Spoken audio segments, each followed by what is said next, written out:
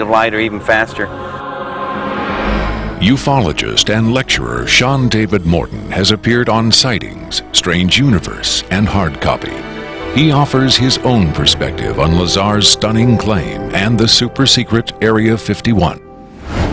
Area 51 is approximately 135 miles north of Las Vegas. It sits in a box that's at the western middle corner of the Nellis test site. It was originally called the Groom Lake Facility, and Area 51 actually gets its name from a bombing classification. There's Area 49, 50, 51, 52, etc., etc. So one of the things that Robert Lazar told us was that if we simply went out to a black mailbox at 6:30 p.m. on Wednesday nights, that we would actually see flying saucers, that these objects would test, and that this was the military testing time between 6:30 and 9:30, and then early in the morning between about 3 a.m. and about 6 a.m. Vigorous efforts have been made by employees of the government and others to debunk Lazar's claims and discredit him personally. Nevertheless, Area 51 has become the center of a raging controversy, whether in fact certain clandestine agencies of the U.S. government are in secret contact with alien beings.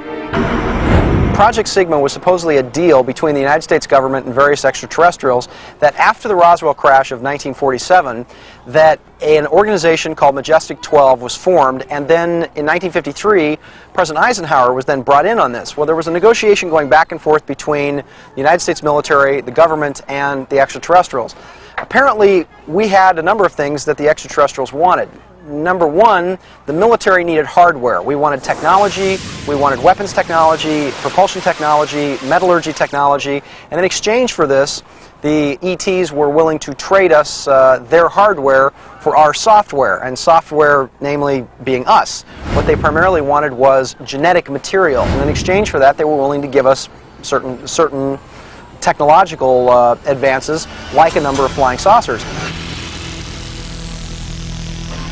It is out of Area 51 that the tape we are about to show you was supposedly smuggled. On Friday, July 26, 1996, the offices of Rocket Pictures, a producer-distributor of motion pictures and television programs, received a phone call. A male voice, identifying himself only as Victor, claimed to be in possession of a videotaped interview with an extraterrestrial being. Tom Coleman, president of Rocket Pictures, was intrigued enough to take the call. I, of course, thought this was some hoax. In fact, I thought it might have even been my brother at one point. But as we spoke, this was someone who seemed to be very serious.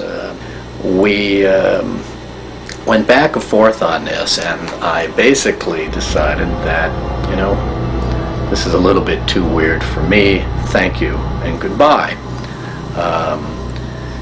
As I hung up, I had a very strange feeling that maybe, just maybe, there was something here. He said he had a tape of a space alien, an ET, that was being held in a military installation in Nevada.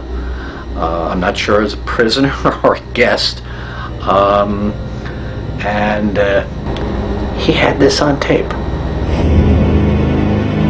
As we've already heard from Sean Morton and others, this is not the first time allegations have surfaced that the U.S. government is playing host to extraterrestrial biological entities, or EBEs.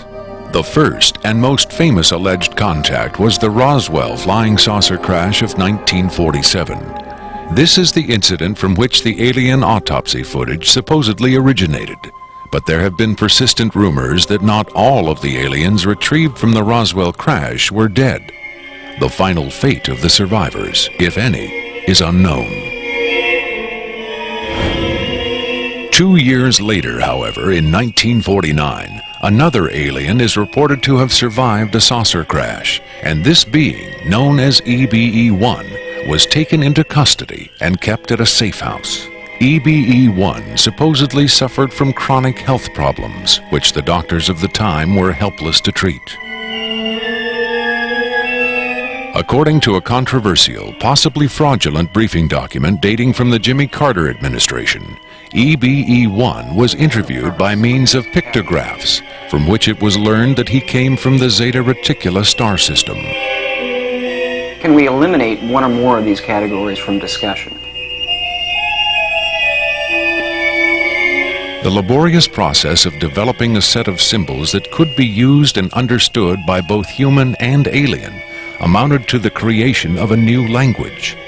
If such an effort was made, it represents the greatest achievement in linguistics since the deciphering of the Rosetta Stone.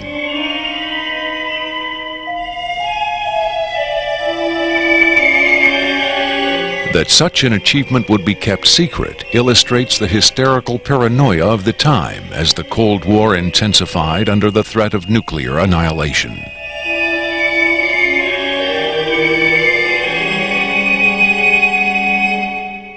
The so-called Carter-Aquarius briefing document states that EBE-1 died of unknown causes on June 18, 1952.